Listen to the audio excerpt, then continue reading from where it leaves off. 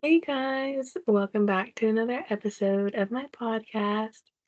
Thank you so much for joining us today. Whether you're listening on your commute, while cleaning your room, cooking, procrastinating a homework assignment, or pretending to be productive at work, we appreciate you. I'm really excited for today's episode, not just because of the topic, but because we have a returning guest. And it's not just any guest, it is my boyfriend, Nathan. What's up, everyone? I'm glad to be back. I mean, I guess I must have done something right on the last one because you invited me again, so that's a win in my book. Yeah, I'll go with that. Either you did well, you were just my easiest option. It's the same thing, right? Wow, already shading me, and we're only like 20 seconds in. It's crazy work. I'm kidding. But really, I mean, the people liked the dynamic we had on the last episode. So, no pressure, but we have to top the last episode today with our incredible dynamic. I mean, I'm just here for the vibes. I guess if I sound smart again, then cool, but if not, then hey, at least I tried, right? Real. That's relatable. But I mean, today is an interesting one. We're diving into something that is super relevant for students, employees, managers, athletes, I mean, parents, anybody with goals. We're talking about motivation theories today. We have three main ones. We have the expectancy theory, a goal setting theory, and then we also have the equity theory. While we're talking, we're gonna break them down, we're gonna relate them to real work life, real world, you know, personal experiences, give opinions. Hopefully, by the end of this, you'll understand what drives motivation or what could kill motivation. All right, yeah, I like this topic honestly because I feel like everyone thinks motivation is just try harder or just want it more, but I think there's kind of a psychology behind it that explains why sometimes people are, I guess, super driven or other times they just completely check out. Exactly. I mean, it's not just laziness or a lack of ambition. A lot of motivation has more to do with environment, the rewards, the fairness, belief systems, and goal clarity. So we're just going to jump right in. All So right. we're going to begin with the expectancy theory. This theory is what people will be motivated by to the extent to which they believe that their efforts will lead to good performance, that good performance will be rewarded, and that they will be attracted more or they will be offered more attractive like rewards in a way. I mean, people they're motivated if they believe their effort will improve their performance, that their performance will lead to rewards, and that those rewards were are something they value. So there's like three smaller parts to that. So there's the expectancy. If I try harder, I'll do better. There's the instrumentality. If I perform better, I'll get rewarded. And then there's the valence of it. So I actually want the reward being offered. Yeah, I mean that makes perfect sense. It's like kind of like if someone told you, hey, do this big project, might you might get something out of it. I mean, like who's gonna stay motivated in a maybe kind of situation? Exactly. I mean, for instance, imagine a company promising bonuses, but no one ever actually receives them. just because the goals are unclear, they are impossible, or the manager just never follows through. Exactly. I mean, it kind of reminds me of just those workplaces that they, I guess, hype up opportunities like they're golden tickets, but no one ever actually sees these results. And then I guess people just eventually they realize it's just all talk. Yeah. And I mean, once employees stop believing that effort, especially when they stop believing that the effort actually equals results, the motivation disappears. It becomes a sense of survival mode, not success mode. Definitely. And I mean, and rewards don't even have to be money, for example. And some people value flexibility or appreciation or just more free time, trust, schedule choices, what else? Learning opportunities. I mean, overall, it varies by person. Exactly. And I mean, that's the valence part. A reward only motivates if someone actually cares about it. Like for example, telling someone they'll get a $50 gift card. It might be motivating to one person, but another person may value like an extra day off a little bit more. Yeah, I mean, like for me, an example, I'd rather have flexibility or just, I guess, no, a schedule perk, over a small bonus. But for someone else, money might be their top priority.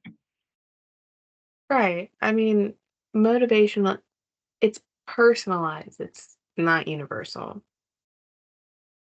Right. And I mean, also, I think some workplaces just assume that people will stay motivated, I guess, because they have a job. But motivation, I think it goes way deeper than just overall compliance. Exactly. That is an amazing point. Being employed is not the same as being motivated. Moving into the next theory, which is goal setting theory. This one says people are motivated when they have goals that are clear, that are specific, challenging, achievable, and also paired with feedback. So instead of saying, like, do your best, a manager can say, let's increase sales by 10% or by $20 this week. Right, yeah. Vague goals kind of like that. It's like telling someone, drive somewhere fun, but you don't have a GPS with you, which just isn't a good equation. Right. I mean, specific goals, they create a direction, a purpose, and measurable progress. Right, and also, I think the challenging part matters in a way because if goals are too easy, no one feels proud of it or motivated at all. And if they're impossible, just I think people mentally just quit. They check out. Yeah.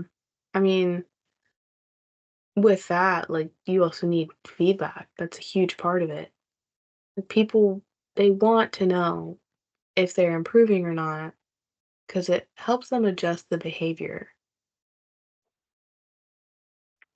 Right. And I think feedback also it just gives people a sense of, I guess, identity or belonging, if you will. When you know where you stand, it makes you feel a part of something bigger. Absolutely.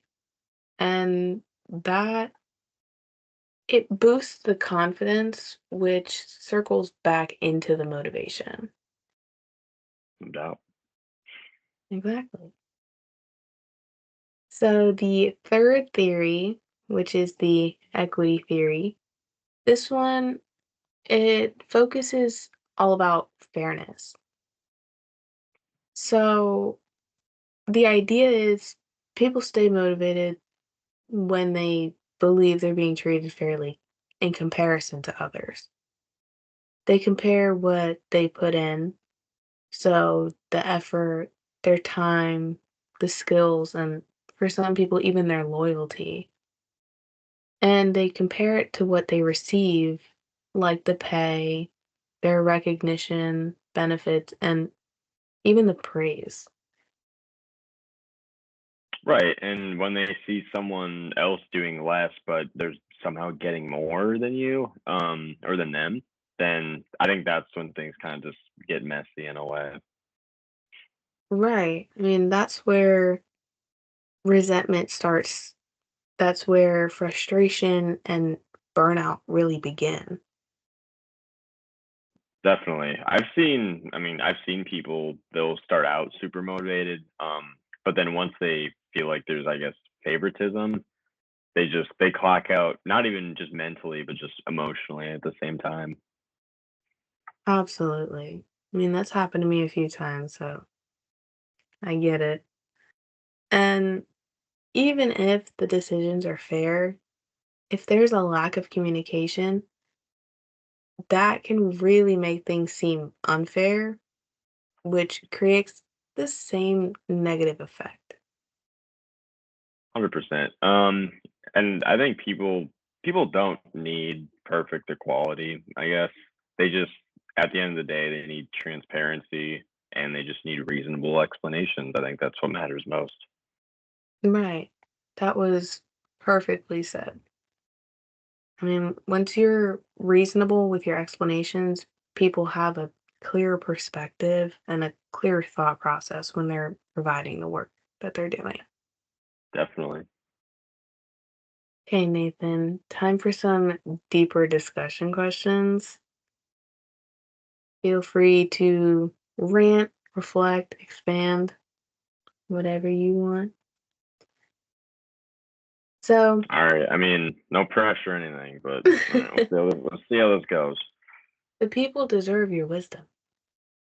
Come Okay. on I guess we'll find out. now. So, my first question, in your opinion, do employees actually trust that their good performance will be rewarded? I think that honestly comes down to just the workplace culture in general. I think with some companies, the connection between work and reward is, I think it's more clear than others. Like employees see their coworkers getting bonuses, raises, or recognition, when they do good work. And I think when that happens consistently, people start to believe that their own effort will also pay off. But in a lot of places, the reward system feels kind of mysterious. Like there's a secret checklist, I guess, that no one knows about. Because you got people wondering, you got people working super hard, but if they don't see recognition happening around them, they start to lose faith a little bit, and it's kind of like, what's the point of me even trying if nothing at all is going to come out of it? Right. That is so true. It's like when a company says they reward good performance, but you never actually see it happen. That's what I'm saying. Like employees aren't dumb, they watch managers treat people. They're in the know about it. They notice who gets these raises or these promotions and why. If it seems random or unfair, then I think everyone just kind of lowers their effort a little bit, which makes total sense. Right. I mean, in any place you notice what goes on around you. And if they're seeing that kind of favoritism or a lack of inequity, they kind of enter something that they may deem as bare minimum Mondays. Right. I mean, I think some people enter that mode every single day. Like it's not even just Mondays. Like that's happened to me before. So I can't even shade those type of people because I'm in the same boat.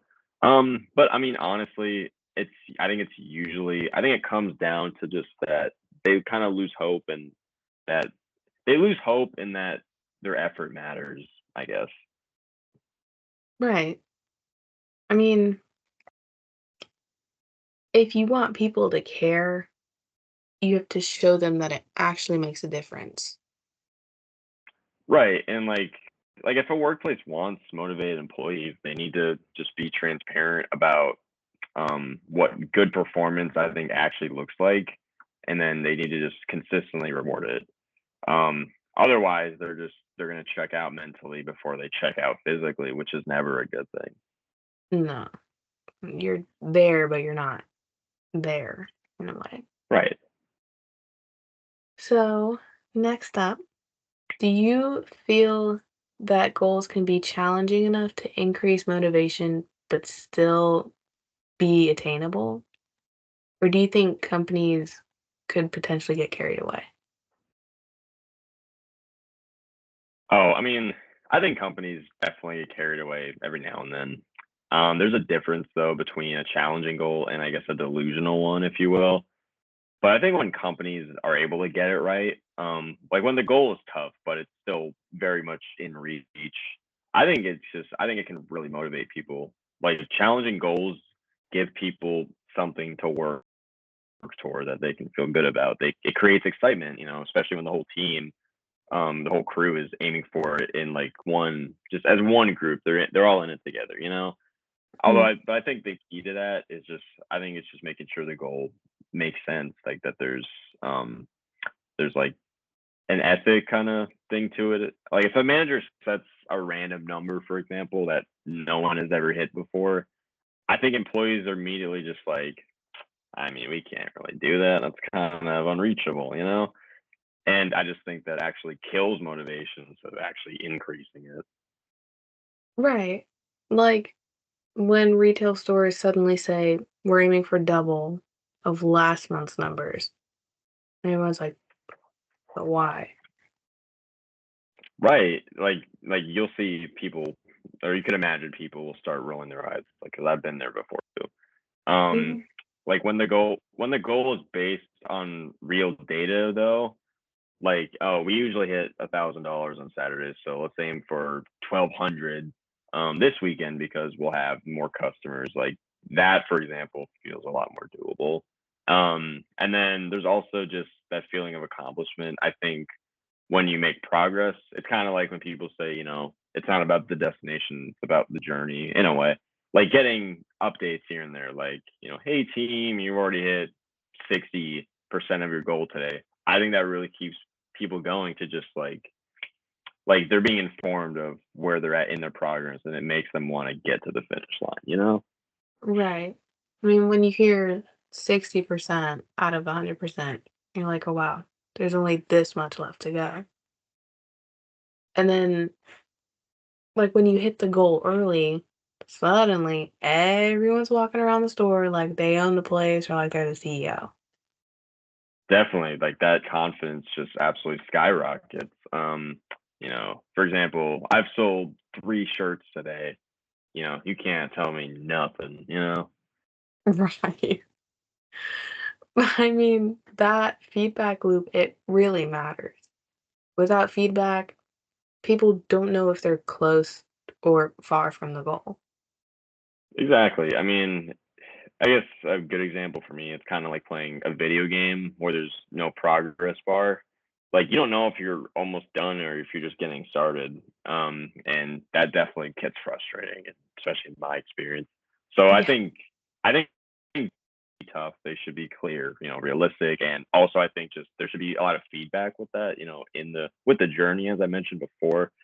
I think that's what actually motivates people at the end of the day. absolutely. So, on to the next question. Do you think employees really understand why promotional decisions are made? Mm, not really. Um, and I don't think it's because employees, it's not because they're not paying attention. I think it's just because managers don't really explain these types of decisions. Um, I think promotions just kind of seem like these secret decisions that just happened behind closed doors, away from anybody else. So when someone gets promoted or, other employees are just like, why them? You know? And Mhm. it kind of creates a lot of assumptions, and I think a lot of these are negative ones, whether it's favoritism or just bias. But I think when companies actually take the time to explain these promotions, like we chose this person because of their leadership, their experience, and the projects they've completed. I think people understand that, even if they feel disappointed, but there's a lot more transparency and honesty with that approach. Right. I mean, they just want to know why, because it feels disrespectful if they're being left in the dark without an explanation. Exactly. I mean, it's not like these employees need every single minute detail, but I think overall they just want clarity. I think they deserve clarity. Otherwise, I think that just resentment kind of just grows and it just snowballs. Right. And like if someone gets passed over for a promotion and doesn't know why, it can make them feel discouraged or undervalued. But if the manager says, you did great, but these are the skills you still need to work on, then it just kind of becomes constructive and it's just a whole thing. So, what you're saying is transparency makes a huge difference. That's exactly what I'm saying. It's massive, really. I mean, it keeps these people feeling like the system is fair, even when things don't go their way, I guess. It's a good way to put it. Okay. Last question for you. Put yourself in a manager's shoes. How would you talk to an employee who feels there's unfairness or inequity? It's a great question. I think first off, I would just actually listen to them. I think a lot of managers, I don't, I mean, now I'll say it, they get defensive right away, and I think you've been in that situation before. Maybe not me as much, but I can definitely see it happening. Although I think it's important to really just understand what the employee is feeling before jumping in with these, random explanations and these assumptions, like painting a picture, like I mentioned earlier. Then, although I would explain the decision clearly, whether it's about pay differences, promotions, workload, whatever. I'd give them just the overall facts. Like here's how we made this decision. Here's what we looked in, and here's why it ended up this way. Although I think it also just kind of it gives them that path forward a little bit. People they want to know how they can grow and improve. So I'd probably say something like, if this is something you want in the future, here's what you can work on or what opportunities you can take. And I'd also check back in later, not just one time and then, you know, ghost this employee the rest of the shift or whatnot. I'd Wow. keep it consistent. Look at you being a responsible leader. I mean, I think I could be a pretty solid manager. Like I'd be firm, but I'd be fair at the end of the day. I feel like something some managers don't really comprehend. Like just a no nonsense, but like a no heartless approach too, if that makes sense. Right. So you'd be the manager that people like. Right. Like I'd be the manager people like bring an apple to, it's kind of like how you bring an apple to your teacher or whatnot, or just snacks in general. I don't know. Your real goal. Yeah, like I mean, I'd say I'm motivated by food. I mean, who's not? I think we've established this though. All right. Well, that wraps up today's episode. Motivation, it's personal, it's psychological, and it's emotional. It's not strictly logical. If organizations or leaders understand these theories, they can create workplaces where people want to succeed, not where they feel like they have to. Nathan, thank you so much for joining me again.